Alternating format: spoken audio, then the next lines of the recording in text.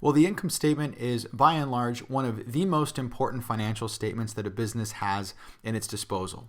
It summarizes the profitability of a firm, commonly referred to as the profit and loss statement, or P&L.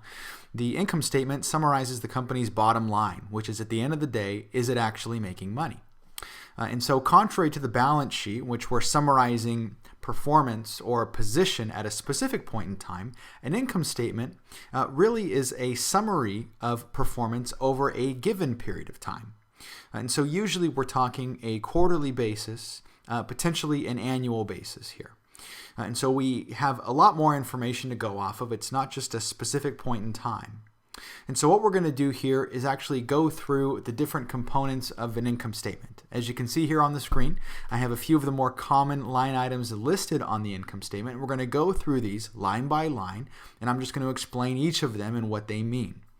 And so what I want you to do is, hopefully you've accessed the video related to balance sheets, because there is some similarity in between the income statement and the balance sheet. And so as over the course of this video, I am going to refer to some of those components that you'll find on the balance sheet because they are interrelated.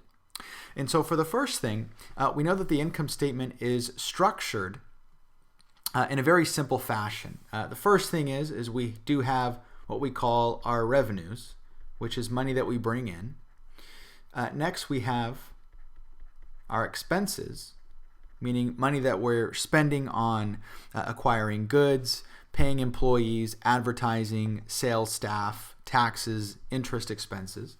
And at the end of the day, once we factor those out, we're left with our profit, also referred to as net income.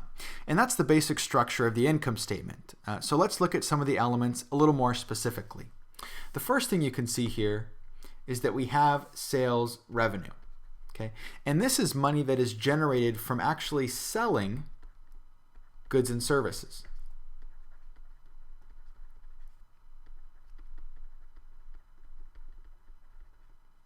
Commonly what we do is we multiply the number of, or the quantity of goods and services sold multiplied by the selling price. And that gets us our sales revenue. Now, typically what we do is we utilize what we call accrual basis accounting.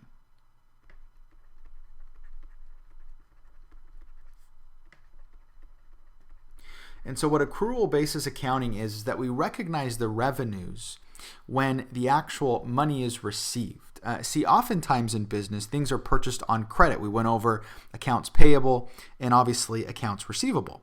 But with accrual basis accounting, we're not recognizing the revenue. We don't record them until it's actually earned. And so if I sell something to a particular business or a customer for that matter, and I've given them the product or service, I don't record that as revenue because I haven't received payment yet. And so I would only record that when I'm received payment, or at least promised to be actually paid.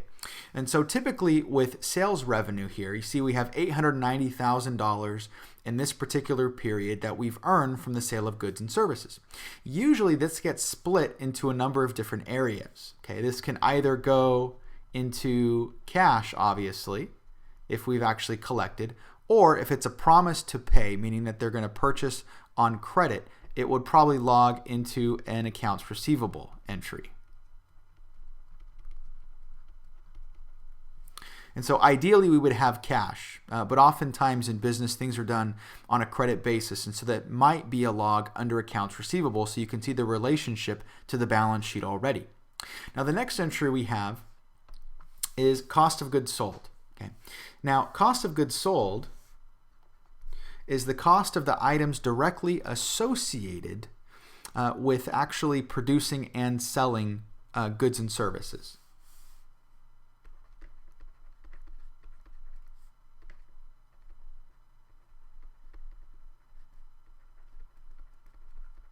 And so this will look different depending upon the type of organization that you have. So in a strictly retail setting, right, say you're a Walmart, Target, Costco, one of those types of companies, okay? Obviously sales revenue is the money you generate from selling goods and services. But the cost of goods sold is what you actually pay the cost to acquire the goods in order to sell them. And so whatever you paid the company that you purchased them from, whether it's a manufacturer or a different company, that would constitute your cost of goods sold. Now, in a manufacturing type organization, this may look a little different. Because in a manufacturing setting, you're typically purchasing smaller components, and then through production processes, you're actually converting them into a finished product. And so your cost of goods sold would probably first be labeled something along the lines of cost of goods manufactured, since you're a manufacturing company. But it would look a little different. You would have to add in each of the smaller components associated with creating that particular product. You'd also have to factor in what we call direct labor, which is the employees that are directly involved with producing the good or service. In this case, if we're going with a strict retail setting, which this example is for a retail organization, we don't necessarily have actual direct labor here. Or it could be included in the cost of goods sold as well. So any direct materials or direct labor is going to be factored in here. And we have a total of $550,000 worth of expenses. Now, if we take those two items, if we remove the cost of goods sold from our sales revenue, we are left with what we call gross profit.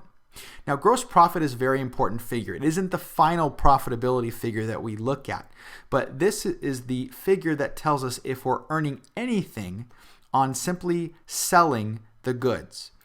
So what we're looking at here is covering what we call our variable costs.